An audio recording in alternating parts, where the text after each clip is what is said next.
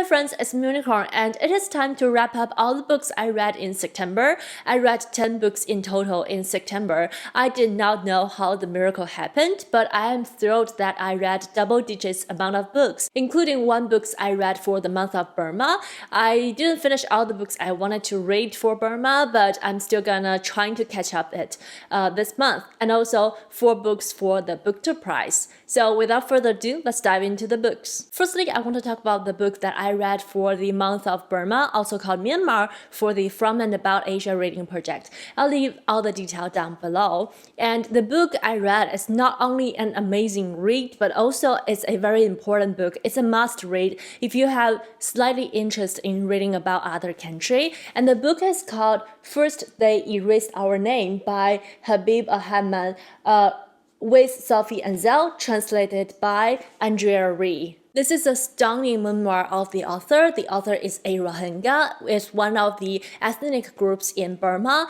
But 3 years after the author is born, the military leaders in Burma declare that Rohingya is not one of the 135 official ethnic groups in Burma. They want to establish this impression that Burma is always a Buddhism focused country, but Rohingyas are Muslim, so they want to erase Rohingyas from the history of Burma. And this made the Rohingyas statusless in their own country, and decades after the decision, the military authority constantly reinforced the race cleansing, taking away their lands, goods, and rights to live.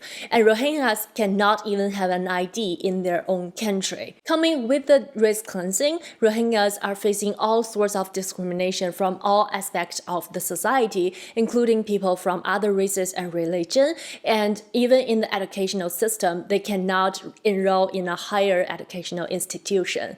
And this results thousands of Rohingyas flee the country and live on the go. This book is the story of how the author grew up in such an environment and studied and eventually got his voice out. It also shows some of his story after he fled from Burma and lived as a refugee. This was a hard read for me, but I cannot put it down. I was surprised that I had never heard of Rohingyas before, not to mention the brutalities did to them.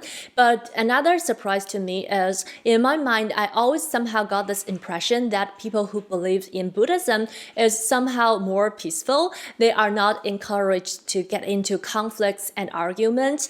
I think I got this impression from my paternal grandmother, who is not a Buddhist, but she do practice the Buddhism's thoughts and behaviors. But turn out it's a huge misunderstanding, because when it comes to power and control other people, religions really doesn't matter that much. I cannot believe that there's people who's overjoyed when they got a refugee status by the United Nations just simply because that's the first ID they've got in their entire life. So I think it is a utterly important book, not only for the topic of Burma, but also for us to know more about the world, and also to understand before people become refugees, they were people who had dreams and who worked hard for them. And I also like that on the back of the book, there's a list of recommendations for organizations, books, and documentary or films for us to discover more about the story of Rohingyas. I will talk about them more on my Burma recap. Following, I have 4 books I read for the Booker Prize. I got assigned for the fiction final this round, and the first book I read is The Vanishing Half by Bennett.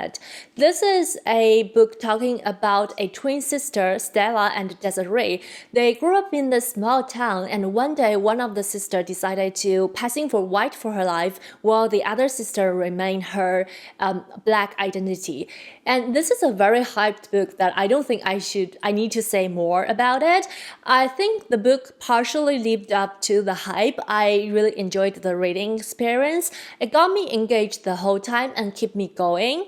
But in the meantime, I feel like the book needs more depth on the subject matter. Sometimes I feel like it's brushing over some important topics. For example, we do see how racism and colorism work and impact in people's life in this society, but we don't really see how passing works and what comes with it. We also see some of the other characters' realization with race and identity, but we don't really see how they connect or disconnect it with their identities. I like the core and the setting of the novel, but whenever something happened in the book, I just feel like it's a little bit too convenient for the sake of the plot.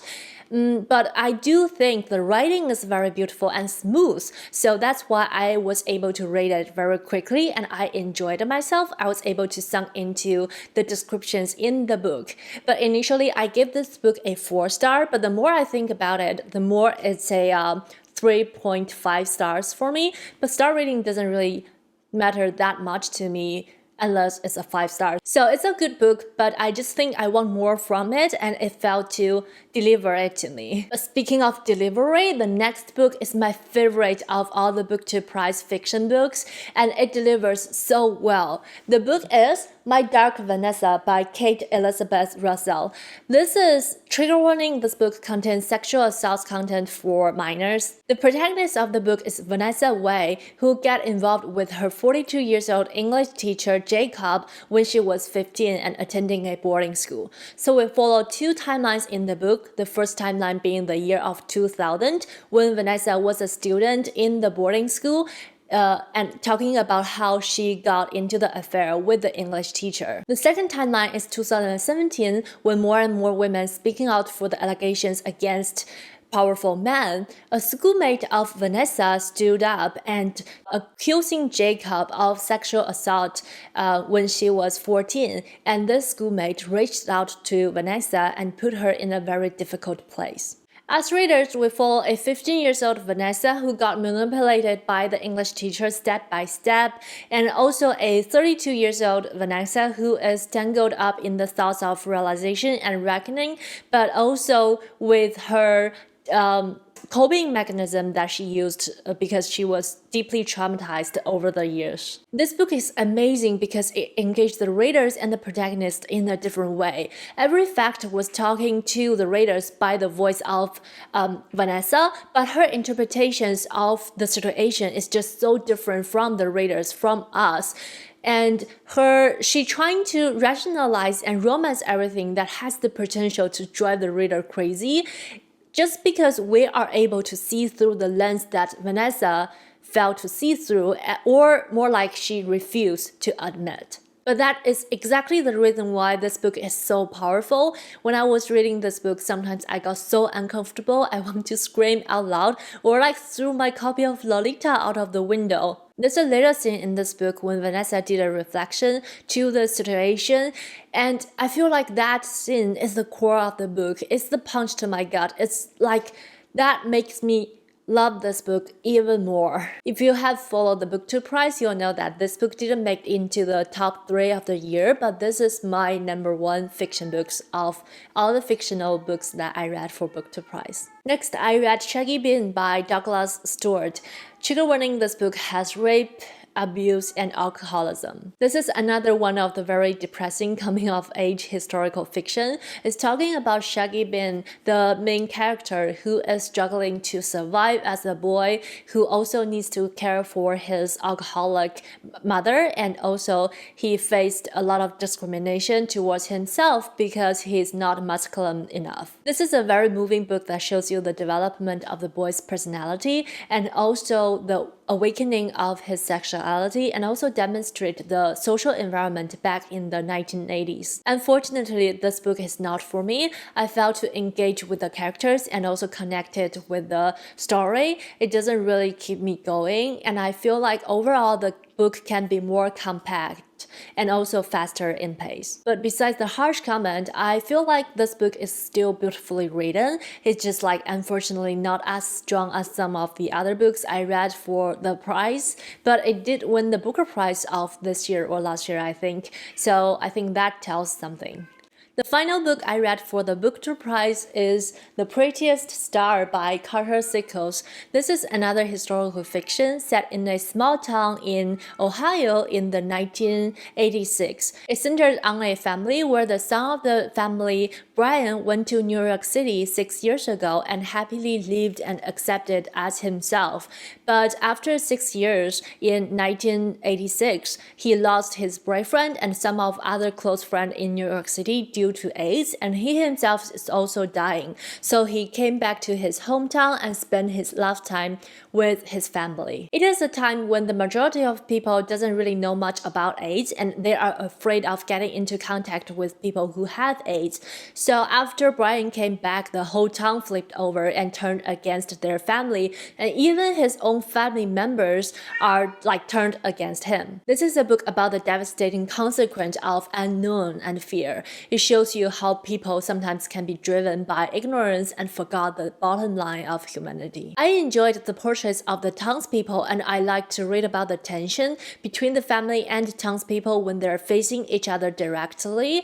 It's very irritating to read about, but I appreciate the honesty in writing. I also like the fact that the book follows different family members in the family and their struggles between love and fear. Some of the family members, they evolved over time, some don't.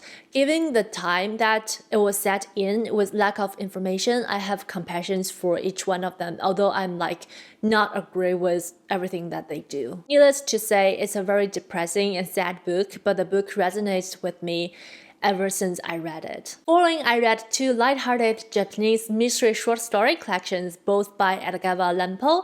I made a video talking about Edogawa Ranpo, who is the father of Japanese mystery, last month. I was very happy about the video, especially when I was preparing for it, because Japanese mystery is my favorite genre of all time. They just delight in me by existing, I guess. So after making the video, I had this urge to reread all his books. So I started with two of his earlier works, and I read both of them that translated from Japanese to Chinese. The first book is D坂の殺人事件, The Murder on D Hill. This is a short story collection that features my favorite detective, Akachi Kogoro, and they are narrated by a friend of his, and I won't say much here because I talked a lot about him in my Edogawa Ranpo video. The second book of his is 二銭銅貨, The TWO-SEN Copper Coin, 2钱铜币. This is a short story collection that doesn't feature any detectives. This is a collection of mystery stories that has drastic turns in the end.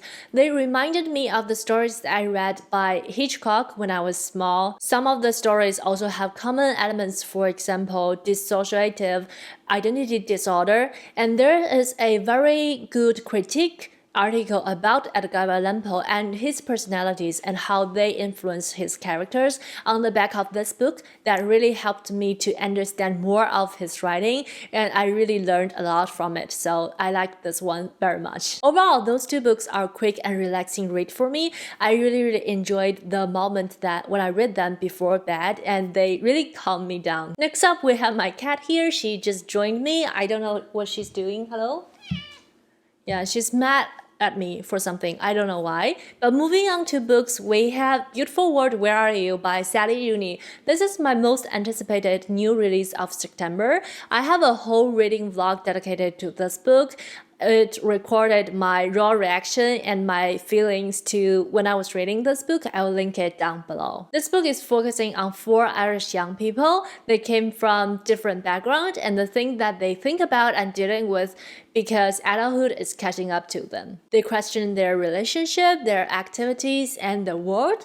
Between the exchanges of the email and text, we learn that they're constantly thinking about some hot topics like religion, capitalism, modernism, and arts. I quite like these exchanges because I found they are the topic that is very related to my thoughts, and I'm constantly thinking too in my day-to-day life. And I think this is one of the reasons why I like Sally Rooney's book, because despite that the characters often have very different background than me, I think we share the same state of mind in terms of being a new adult and living in this digital world, trying to figure out world and thinking about broad questions. And I feel like some of my thoughts are represented in her books. Although I wasn't blown away when I was reading this book as I was reading Normal People, I still enjoy this book enough to have it impact my emotions. I especially like the dynamic between each two of the characters, and I like to read about their interpretations for the same event based on their different backgrounds. The couple chapters before the ending is the peak of the story, and it made my thought flew away all over the place.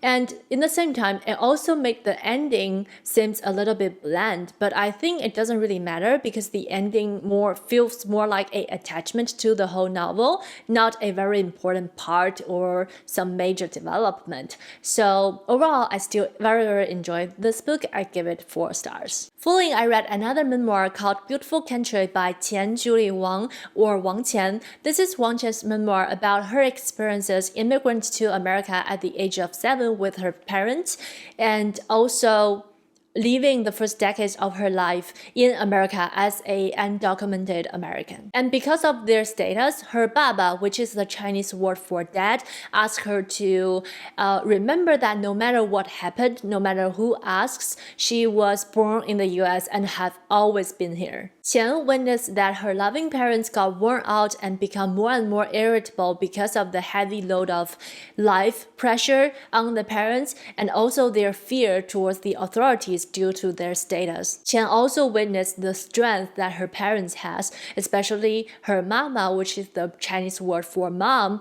She was a professor in a university in China, but in the US, she cannot find a proper job because she's undocumented, so she learned new skills and abilities and worked heavy labor for a living. It's very heartbroken to me to read about her stories, especially apparently, I cannot shake off my Chinese identity when I was reading about her story. I cannot imagine to come to the US, speak no English at the age of 7 and facing the parents who got worn out by day-to-day heavy life. And I cannot imagine how traumatic that could be. As an undocumented kid, Qian is constantly thinking about the meaning of her identity. I loved the part when she was talking about her name. Not the part that she picked up Julie as the English name, but the first time she went to school when people called her Qian only by the first name instead of Wang Qian, which is a Chinese way to call people's name. We call people including their last name with the last name be in the front. She commented on the fact that by losing her last name in the conversation